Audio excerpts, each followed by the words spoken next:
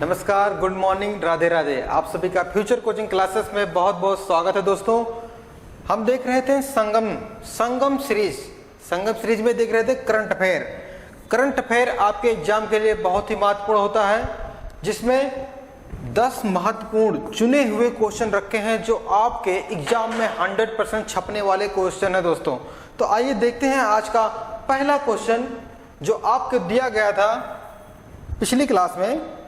Question में कहा गया था यूनिसेफ के द्वारा किसे बाल अधिकार के राष्ट्रीय राजदूत के रूप में नियुक्त किया गया है, वह कौन है? आपका ऑप्शन एक है विराट कोहली, दूसरा है महेंद्र सिंह धोनी, तीसरे हैं आयुष्मान खुराना, चौथे हैं रणवीर सिंह।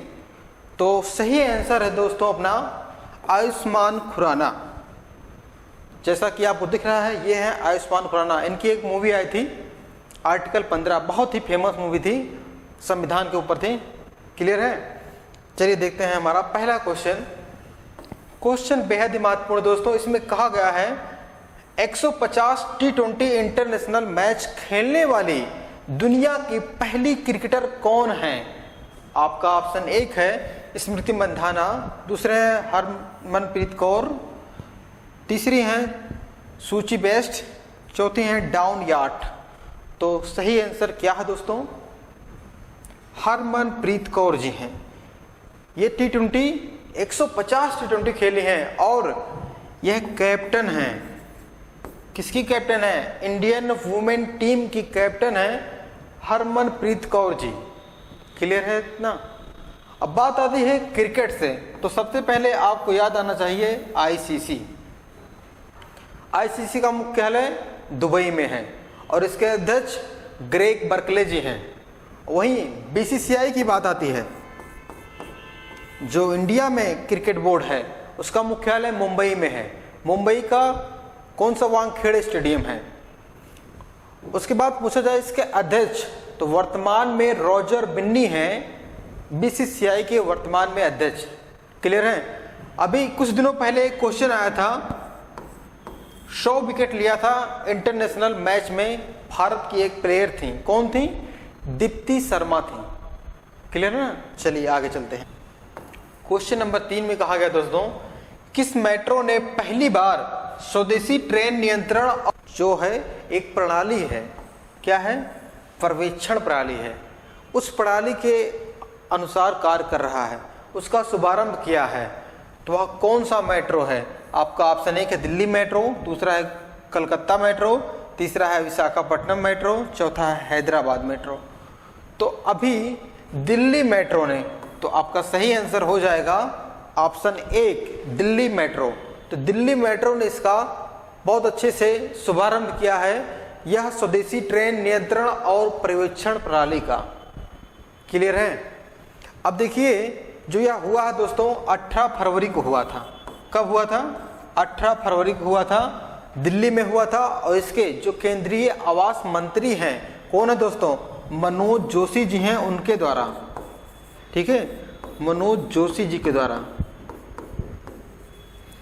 जो यह कार्य किया गया है, दुनिया के 6वें देश के रूप में भारत आ गया है। दुनिया के ऐसे 6 देश हैं जो यह प्रणाली के अनुसार काम कर रहे हैं। बहुत अच्छी बात है, भारत इतना आगे बढ़ रहा है, विकासशील हो रहा है। क्लियर है? आइए देखते हैं अगला क्वेश्चन नंबर 4 किससे है? ISSF वर्ल्ड कप किस देश ने 10 मीटर एयर पिस्टल, क्या है? एयर पिस्टल मिक्स टीम ने, कौन है पूछा? देखिए मिक्स्ड है, मिक्स टीम ने जीता है। क्या जीता है दोस्तों? गोल्ड जीता है। वह कौन सा देश की टीम है? आपका ऑप्शन एक भारत, दूसरा चीन, तीसरा जापान, चौथा इनमें से कोई नहीं। तो सही आंसर है अभी अपना प्यारा भारत 10 मीटर एयर पिस्टल में जीता है गोल्ड। क्लियर है? अब देखिए, इसका ISSF का फुल फॉर्म अगर से आपसे पूछा जाता है तो आप ध्यान देंगे, इंटरनेशनल शूटिंग स्पोर्ट फेडरेशन। ठीक है, इसका फुल फॉर्म है। और इसकी स्थापना आपसे पूछा जाए तो 1907 में, ठीक है, हुई थी। और हेडक्वार्टर अगर से आपसे पूछा जाए तो जर्मनी में है, ठीक है, जर्मनी में है। आइए आगे देखते हैं। क्वेश्चन नंबर 5 है, जिस प्रकार से परमाणु संयंत्र से है उसी प्रकार से आप परमाणु बम की तरह क्वेश्चन है। क्वेश्चन में कहा गया है, हाल ही में उत्तर भारत में पहला परमाणु संयंत्र कहां पर बनेगा? कहां पे बनेगा दोस्तों? आपका ऑप्शन 1 है राजस्थान, दूसरा है उत्तर प्रदेश, तीसरा है हरियाणा, चौथा है इनमें से कोई नहीं। तो आपका सही आंसर है हरियाणा। हरियाणा में यह पहला परमाणु संयंत्र बनने जा रहा है उत्तर भारत का, और इसकी जो क्षमता है 1400 मेगावाट है। कितना है? 1400 मेगावाट। और हरियाणा का एक जिला है वहां पे, कहां पे? फतेहाबाद, ठीक है, फतेहाबाद जिले में इसकी स्थापना हुई है यह परमाणु संयंत्र की। अब देखिए हरियाणा की बात आ गई, तो हरियाणा में अभी कितना दोस्तों? 36वां सूरज कुंड मेला हुआ था फरीदाबाद में, 36वां सूरज कुंड मेला हुआ था फरीदाबाद में। अब देखिए परमाणु संयंत्र से है, अगर से आपका परमाणु बम से क्वेश्चन बनता है, परमाणु परीक्षण से क्वेश्चन बनता है, तो भारत ने अपना पहला परमाणु परीक्षण किया था। कब किया था? 18 मई 1974 को, ठीक है। कहाँ पे? राजस्थान के पोखरण में। और उसका जो ऑपरेशन था, कोड वर्ड था, क्या था? स्माइलिंग बुद्धा। क्या था? स्माइलिंग बुद्धा, ठीक है, स्माइलिंग बुद्धा। क्लियर है? आइए आगे चलते हैं। बहुत ही अच्छा क्वेश्चन है। इसमें कहा गया है, हाल ही में दिवंगत कौन दोस्तों? विपिन रावत के सम्मान में किस देश में श्री मुक्तिनाथ मंदिर में, क्या दोस्तों, किस देश में श्री मुक्तिनाथ मंदिर में घंटी लगवाई जाएगी? तो वह ऐसे कौन महान आत्मा है जिनकी घंटी लगवाई जाएगी उस देश के मंदिर में? आपका ऑप्शन 1 है नेपाल, दूसरा है श्रीलंका, तीसरा है इंडोनेशिया, चौथा है इनमें से कोई नहीं। तो अपना पड़ोसी देश है श्रीलंका। तो श्रीलंका में बिपिन रावत जी की जो प्रतिमा है वहाँ पे घंटी लगेगी इनकी। तो बिपिन रावत कौन है? भारत के फर्स्ट सीडीएस हैं। कौन है? भारत के फर्स्ट सीडीएस हैं भारत के फर्स्ट सीडीएस थे। कौन? बिपिन रावत जी। अब इनकी मृत्यु हो गई। कब हुई थी दोस्तों? अगर से पूछा जाए आपसे तो 8 दिसंबर 2021 को। यह बहुत ही कष्टदायक दिन था भारत के लिए, क्योंकि भारत ने अपना एक अनमोल रत्न खो दिया। क्या हुआ था? एक हेलीकॉप्टर दुर्घटना में इनकी मृत्यु हो गई थी, ठीक है। अब बात आती है भारत के सेकंड सीडीएस कौन है? कौन है दोस्तों? आप उनका नाम ध्यान देंगे, अनिल चौहान जी हैं, ठीक है। भारत के सेकंड सीडीएस अनिल चौहान जी हैं और वर्तमान में यही हैं। कौन है? अनिल चौहान जी भारत के वर्तमान में सीडीएस हैं। क्लियर है इतनी बात? अब देखिए श्रीलंका की बात आती है, तो श्रीलंका की 2 राजधानियां हैं। एक राजधानी है आप जानते होंगे कोलंबो, ठीक है, और दूसरी राजधानी है श्री जयवर्धनेपुरे कोट्टे। क्या है? श्री जयवर्धनेपुरे कोट्टे। चलिए ठीक है, क्लियर है। अब देखिए श्रीलंका में मैच होने वाला है 2024 में। कौन सा मैच? अंडर 19 विश्व कप होगा। कहाँ पे? श्रीलंका में होगा। अभी श्रीलंका ने एक लंबे अवधि के लिए वीजा का रखा है प्रस्ताव। जो भी व्यक्ति आएगा श्रीलंका में, श्रीलंका सरकार उसको लंबे अवधि के लिए वीजा देगी, रहने देगी। क्यों देगी? क्योंकि उससे टूरिज्म का बढ़ावा होगा, श्रीलंका को इनकम होगी। क्योंकि श्रीलंका में कुछ दिनों पहले क्या आया था? आपातकाल आया था, लोगों की हालत बहुत खराब हो गई थी श्रीलंका में। क्लियर है? चलिए आगे देखते हैं। क्वेश्चन नंबर 7 दोस्तों पूछा गया है, ला गणेशन किस राज्य के नए 21वें राज्यपाल बने हैं? कौन बने हैं? आपको बताना है। आपका ऑप्शन 1 है उड़ीसा, दूसरा है मिजोरम, तीसरा राजस्थान, चौथा नागालैंड। तो ला गणेशन जी किस राज्य के नए राज्यपाल बने हैं? तो आपका सही आंसर है क्वेश्चन नंबर 7 का दोस्तों, नागालैंड के। कहाँ के? नागालैंड के राज्यपाल बने हैं ला गणेशन जी। क्लियर है? अब देखिए नागालैंड की बात आती है कहाँ पे दोस्तों? देखिए कुछ इस तरह म्यांमार से इंटरनेशनल बॉर्डर बनाता है नागालैंड, और नागालैंड की राजधानी अगर से पूछी जाए तो कोहिमा है। और नागालैंड से सटा हुआ राज्य देखेंगे आप तो असम टच करता है, और मणिपुर टच करता है, और अरुणाचल प्रदेश। अब असम की राजधानी शिलोंग है, अरुणाचल प्रदेश की राजधानी ईटानगर, और मणिपुर की इम्फाल। अगर से मिजोरम का पूछा जाता है तो उसकी राजधानी है आइजोल। ठीक है? और त्रिपुरा की राजधानी है अगरतला। पूर्वी राज्यों का क्लियर हुआ राजधानी। चलिए, और इसकी लैंग्वेज देखें नागालैंड की, अगर से ऑफिशियल लैंग्वेज देखें तो आप ध्यान देंगे इंग्लिश है। ठीक है? नागालैंड की ऑफिशियल लैंग्वेज है इंग्लिश। और वर्तमान में नागालैंड के सीएम हैं नेफ्यू रियो। क्या हैं? नेफ्यू रियो हैं वर्तमान में सीएम। और नागालैंड की स्थापना अगर से आपसे पूछा जाता है तो 30 नवंबर 1963, 30 नवंबर 1963 को नागालैंड भारत का एक राज्य बना। क्लियर है? चलिए आगे देखते हैं। क्वेश्चन नंबर 8 है दोस्तों, किस कंपनी ने घरेलू उपकरणों को विश्व स्तर पर क्या किया है? वर्षुनी। क्या है? वर्षुनी नाम दिया है। तो वह कौन सी कंपनी है? आपका ऑप्शन 1 है एलजी, दूसरा है व्हिर्लपूल, तीसरा है फिलिप्स, चौथा है बजाज। तो अभी फिलिप्स कंपनी को यह घरेलू उपकरण के रूप में क्या किया दोस्तों? वर्षुनी नाम से नाम दिया गया है। क्लियर है इतना? चलिए आगे देखते हैं। क्वेश्चन नंबर 9 पूछा है इसमें, किस राज्य के पूर्व राज्यपाल ओम प्रकाश कोहली का निधन हो गया है? तो ओम प्रकाश कोहली किस राज्य के राज्यपाल थे? आपका ऑप्शन 1 है महाराष्ट्र, दूसरा हरियाणा, तीसरा है गुजरात, चौथा है इनमें से कोई नहीं। तो आपका सही आंसर है दोस्तों गुजरात। ये गुजरात के राज्यपाल रह चुके हैं ओम प्रकाश कोहली जी।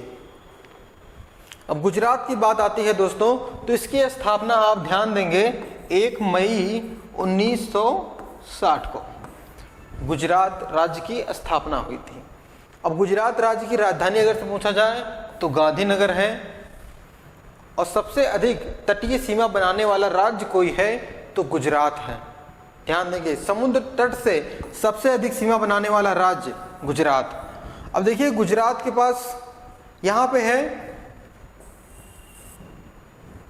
कच्छ की खाड़ी, दूसरा है खंभात की खाड़ी। कच्छ की खाड़ी और खंभात की खाड़ी गुजरात के पास है। अब गुजरात में जो खंभात की खाड़ी है वहाँ पे माही नदी आके अपना जल गिराती है। और माही नदी की बात आती है तो माही नदी कर्क रेखा को 2 बार काटती है। क्या करती है? कर्क रेखा को 2 बार काटती है। क्लियर है इतनी बात? और वर्तमान में अगर से सीएम पूछा जाए गुजरात के कौन हैं? भूपेंद्र भाई पटेल हैं। ठीक है? भूपेंद्र भाई पटेल। वर्तमान में राज्यपाल कौन है दोस्तों? आचार्य देवव्रत हैं। ठीक है?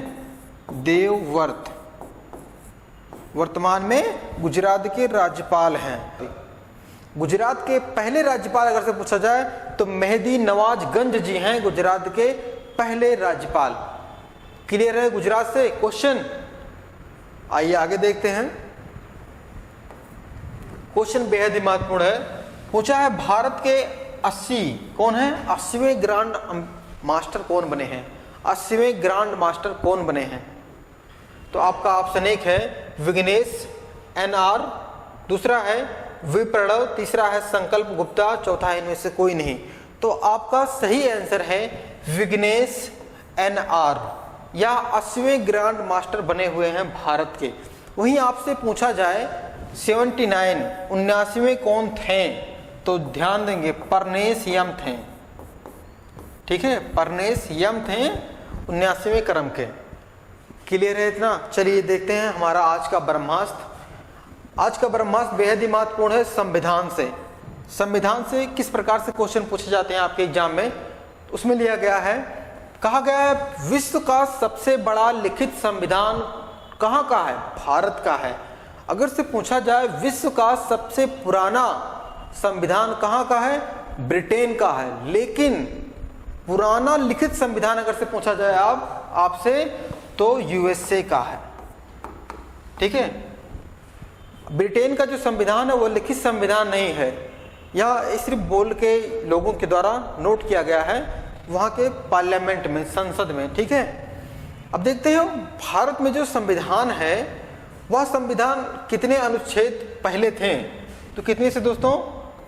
395 पहले थे, और वर्तमान में कितने हो गए हैं? 470 प्लस हैं। आप ध्यान देंगे वर्तमान में अनुच्छेद, पहले 22 भाग थे संविधान में और वर्तमान में 25 भाग हैं संविधान में। क्लियर है? और वर्तमान में 12 अनुसूचियां हैं संविधान में। अब देखिए, अगर से आपसे पूछा जाता है कि भाग 1 में क्या कहा गया है, तो भाग 1 में कहा गया है दोस्तों कि जो भारत है, राज्य और संघ की बात कही गई है। ठीक है, राज्य एंड संघ की बात कही है भारत के। अब चलिए भाग 2 में चलते हैं। भाग 2 में किसका उल्लेख है? नागरिकता का उल्लेख है। भाग 2 में जो आर्टिकल हैं 5 से लेकर 11 तक जो आर्टिकल हैं वह किससे संबंधित हैं? नागरिकता से संबंधित हैं। इसमें कहा गया है कौन सा व्यक्ति कितने साल भारत में रहेगा, किस प्रकार से रहेगा, सरकार कब चाहती है नागरिकता देगी या ना देगी, सबका उल्लेख भाग 2 में किया गया है। वहीं आपसे बात कही जाए अनुच्छेद 5 की, तो अनुच्छेद 5 में कहा गया दोस्तों संविधान का जब शुरुआत हुआ था तब उस आर्टिकल का नाम लिया गया था, तो उसी प्रकार से नागरिकता दी जाती थी 5 के अनुसार। अगर से हम कहें अनुच्छेद 11 में क्या है, तो संसद द्वारा जो नागरिकता संबंधी जो प्रावधान बनाए जाते हैं तो वह आर्टिकल 11 के हिसाब से काम करते हैं। क्लियर है? चलिए भाग 3 में चलते हैं। भाग 3 में कहा गया है मौलिक अधिकारों का उल्लेख किया गया है। तो मौलिक अधिकारों की संख्या दोस्तों वर्तमान में कितनी है? 6 है। क्लियर है? अब देखिए इसमें कहा गया 12 से लेकर 35 तक मौलिक अधिकारों का उल्लेख किया गया है। अब इसमें देखिए पहला है समानता का अधिकार। समानता का अधिकार 14 से लेकर 18 तक है। ध्यान देंगे आप, अनुच्छेद 14 से लेकर 18 तक है किसकी बात? समानता का अधिकार। अब इसमें आता है सबसे पहले 14 में क्या कहा गया दोस्तों? कानून के समक्ष समानता, मतलब जो सरकार कानून बनाएगी तो वह सबके लिए समान रहेगा, सभी जाति सभी धर्म के लिए समान प्रकार से कानून काम करेगा। जैसे पुलिस है सबके लिए समान है, किसी के लिए भेदभाव नहीं करता है। ठीक है, और चलिए 15 की बात करते हैं। धर्म जाति लिंग किसी के अनुसार आपके साथ भेदभाव नहीं किया जाएगा, आर्टिकल 15 के अनुसार। वहीं आपसे 17 की बात कही जाए, क्वेश्चन बार बार बनता है आर्टिकल 17 से, अस्पृश्यता मतलब छुआछूत। ठीक है, छुआछूत किसमें है? आर्टिकल 17 में है। वहीं 18 आपसे क्वेश्चन बार बार पूछता है। 18 में क्या कहा गया दोस्तों? 18 में कहा गया है उपाधियों का अंत। जो अंग्रेजों ने उपाधियां दी थी उसका अंत रहेगा।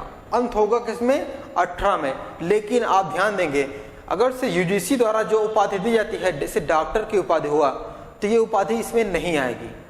क्लियर है? चलिए अब देखते हैं स्वतंत्रता का अधिकार। स्वतंत्रता का अधिकार की बात आती है दोस्तों, तो सबसे पहले आप ध्यान देंगे 19 से लेकर 22 तक, आर्टिकल 19 से 22 तक किसका है? स्वतंत्रता का अधिकार। आपकी स्वतंत्रता के बारे में कहा गया है इस अनुच्छेदों में। जैसे 19 में कहा गया दोस्तों बोलने का अधिकार दिया गया है और अपने भाव को, अपने अभिव्यक्ति को प्रकट करने का अधिकार दिया गया है। किस आर्टिकल में? 19 में। चलिए ठीक है। 20 में क्या दिया गया है? दोषी, अगर से कोई व्यक्ति दोषी है, अपराध किया है, तो उसको संरक्षण किया जाएगा। उससे पूछा जाएगा किस प्रकार का दोष है, ये नहीं कि आया तुरंत गोली मार दो, उसके लिए कानून बना है। ठीक है, आगे है 21 में क्या कहा, प्राण एवं दैहिक स्वतंत्रता। क्या दोस्तों, प्राण एवं दैहिक स्वतंत्रता की बात कही गई है आर्टिकल 21 में। लेकिन आप ध्यान देंगे, कोई भी व्यक्ति अपने आप फांसी नहीं लगा सकता। ऐसा हम कहें तो कोई व्यक्ति सुसाइड नहीं कर सकता, अगर से करता है तो सरकार उसे पकड़ेगी तो उसको सजा भी देगी। स्वतंत्रता दी है, लेकिन आप ध्यान देंगे उसके लिए प्रावधान भी रखा गया है। ठीक है, चलिए उसके बाद आता है शोषण के विरुद्ध अधिकार। कितना आर्टिकल है, 23 से 24, मतलब इसमें 2 आर्टिकल है, 23 और 24। इसमें कहा गया है बलात् श्रम, मतलब किसी के साथ मार पीट कर काम तुम नहीं करा सकते, किसमें, 23 के अनुसार। वहीं 24 की बात करें तो किसी भी कारखाने में 14 वर्ष से कम का बच्चा काम नहीं कर सकता। ठीक है, आर्टिकल 24 में कहा गया है। चलिए अब देखते हैं हम धार्मिक स्वतंत्रता। धार्मिक स्वतंत्रता की बात आती है दोस्तों, तो आर्टिकल 25 से लेकर 28 का उल्लेख है संविधान में धार्मिक स्वतंत्रता के बारे में।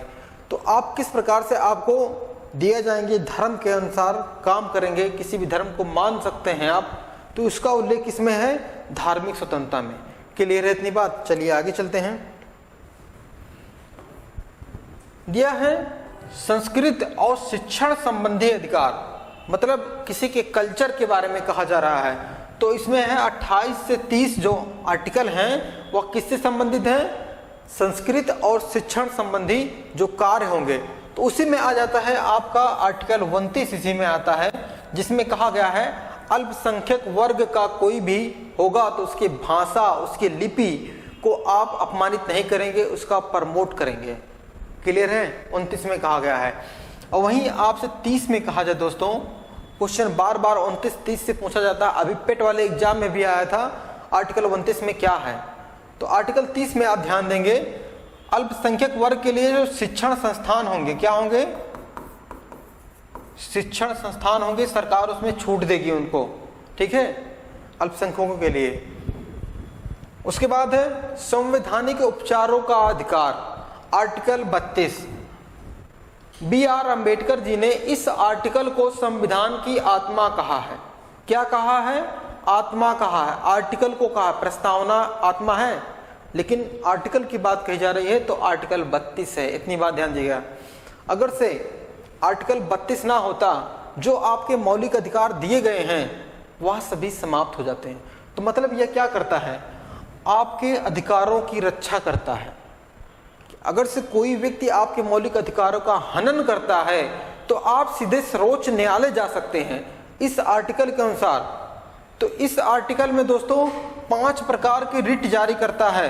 कौन जारी करता है, सर्वोच्च न्यायालय जारी करता है। आपके अधिकारों की रक्षा करने के लिए सर्वोच्च न्यायालय 5 प्रकार की रिट जारी करता है। क्लियर है। अब देखते हैं, इसी में आता है आर्टिकल 35। आपसे पूछा जाए मौलिक अधिकार लागू करने संबंधी जो प्रावधान होते हैं, आर्टिकल 35 में कहा गया है। वहीं आपसे पूछा जाए आर्टिकल 52 दोस्तों किससे संबंधित है, राष्ट्रपति से संबंधित है। भारत का एक राष्ट्रपति होगा, आर्टिकल 52 में कहा गया है। आर्टिकल 60 में राष्ट्रपति की शपथ का उल्लेख किया गया है कि जो भारत का राष्ट्रपति होगा उसका शपथ कौन दिलाएगा, सर्वोच्च न्यायालय का न्यायाधीश दिलाता है राष्ट्रपति को शपथ। आर्टिकल 61 की बात आती है तो राष्ट्रपति को हटाने के लिए जो प्रावधान किया गया है संसद द्वारा महाभियोग लगाकर, क्या दोस्तों, महाभियोग लगाकर हटाया जाएगा राष्ट्रपति को 61 के अनुसार। क्लियर है। उसके बाद 63 में उपराष्ट्रपति का उल्लेख है। किसका, उपराष्ट्रपति का उल्लेख है। क्लियर है। अब देखते हैं आर्टिकल 72 में राष्ट्रपति जो क्षमादान करता है, मान लो किसी व्यक्ति को उम्र कैद की सजा हो गई तो राष्ट्रपति क्या करता है, अगर से आप राष्ट्रपति के पास कोई जाता है, क्षमा याचना जारी करता है, तो उससे राष्ट्रपति अगर से देखता है उसके द्वारा जो बिताए गए समय है जेल में, सुधार गृह में, उसने कोई अपराध नहीं किया है तो उसके अनुसार उसकी सजा को कम कर सकता है, 2-3 साल कम कर देता है। ठीक है, आर्टिकल 72 के अनुसार।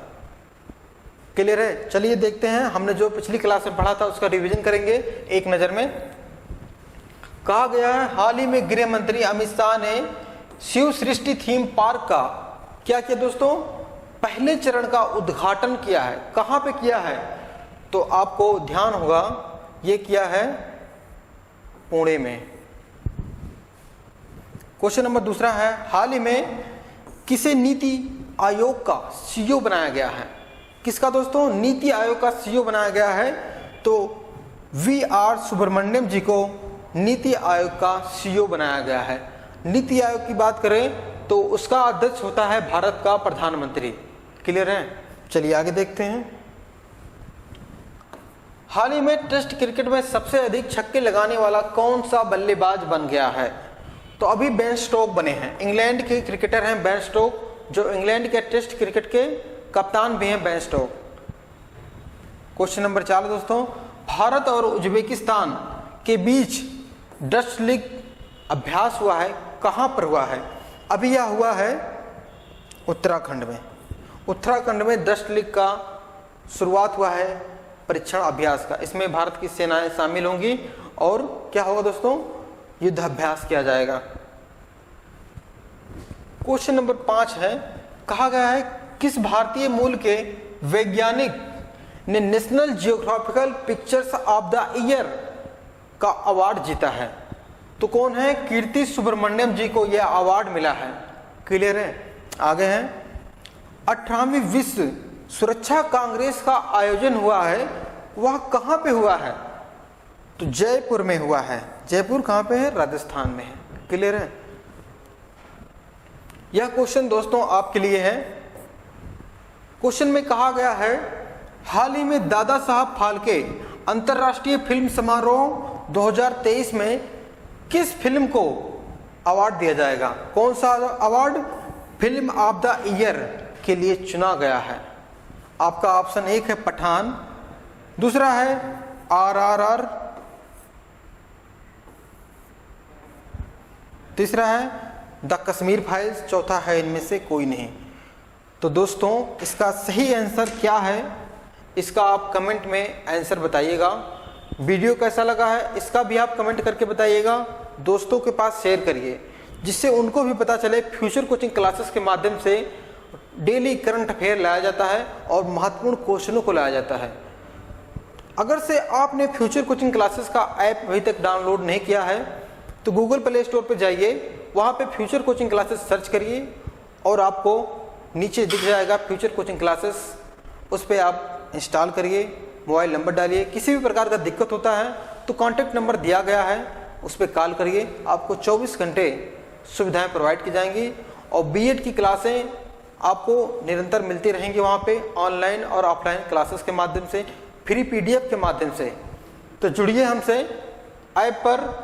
और अगर से आप YouTube पर बने हुए हैं तो आपका बहुत बहुत आभार है कि हमारे साथ जुड़े हुए हैं, और नहीं जुड़े हैं तो चैनल को सब्सक्राइब करिए और बेल आइकन को ऑन कर दीजिए, जिससे फ्यूचर कोचिंग क्लासेस द्वारा कोई भी नोटिफिकेशन आता है तो सबसे पहले आपको उसकी प्राप्ति हो, आप उसका लाभ उठाएं। तो ठीक है दोस्तों, मिलते हैं अगले क्लास में। जय हिंद।